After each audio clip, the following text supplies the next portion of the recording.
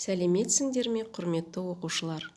Мен Ерболат Нұргүл Ерболатқызы, Қарасай ауданы, Қаскелең қаласы, Абай атындағы орта мектеп гимназиясының тарих пәні мұғалімі. Балалар, бүгінгі сабағымыздың тақырыбы үйсіндер туралы жазба деректер. Зерттеу сұрағы: Қытай авторлары үйсіндердің өмірін қалай сипаттады?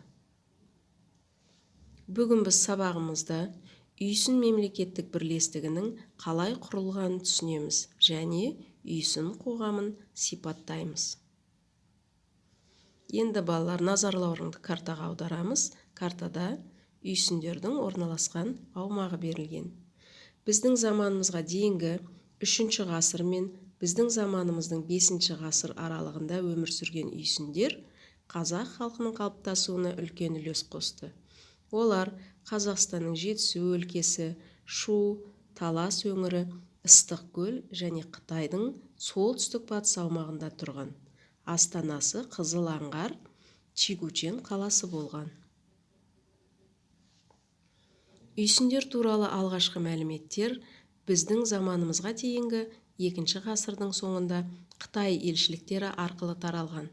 Усунь деген этноним ең алғаш Қытай тарихшысы Цыма Цянның Чицзи қазақша тарихи жазбалар атты еңбегінде жазылған. Усуньго Қытай тілінен асман, яғни аспан деп аударылады. Балалар, енді үйсіндердің қоғамдық құрылыс кестесіне қараймыз. Гуньмо үйсіндердің ең жоғарғы билеушісі болған. Ол әскердің қолбасшысы да болған. Ол өзіне қараған ел жұртты балаларына бөліп беріп, билікті мұрагерлік жолмен иеленді. Гуньмодан кейін бектер, рубасылары, ауқатты адамдар тұрған. Олар әскербасылар мен шонжарлар. Сарай маңындағы лауазымды осындай адамдардың алтын және мыс мөрлері болған екен. Қарапайым халыққа малшылар, егіншілер және қолөнершілер жатты. Қоғамда құлдар да болған. Олар негізінен соғыс тұтқындарынан тұрған. Олардың еңбегі көбінесе үй шаруашылығында пайдаланылды.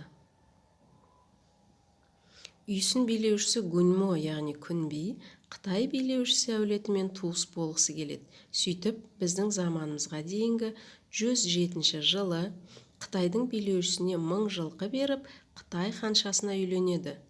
Ханша өз еліне сағыныш сезімін білдіретін аққу әні деп аталатын жыр шығарған екен. Көне Қытай жазбаларындағы Усунь тайпасы мен ұлы жүздегі үйсін тайпасы арасында байланыстың болуы ықтимал. Үйсіндер кейінгі қазақтар сияқты киіз үйде тұрған. Негізгі асы ет пен сүт, қымыз болған. Қытай авторы Чжан Цянның хабарлауы бойынша үйсіндердің 120 000 түтіні, 630 000 адамы, 188 000 әскері болған екен. Үйсін мемлекетіндегі басқару жүйесінің өзіндік ерекшелігі бар. Біздің заманымызға дейінгі 73 жылғы дерек бойынша ол өз ішінде оң қанат, сол қанат және орталық қанат деп 3 әкімшілік әскери аймаққа бөлген екен. Балалар, тақырып түсінікті болса, тапсырма орындауға кірісейік. Бірінші тапсырма. Сендердің оқулықтарыңда берілген аққу әнінен үзінді. Ата-анам мені жыраққа ұзатып та жіберді. Патшалықта қиырда патшасына үйсіннің. Олар дөңгелек үйде тұрады, айнала орап киізбен.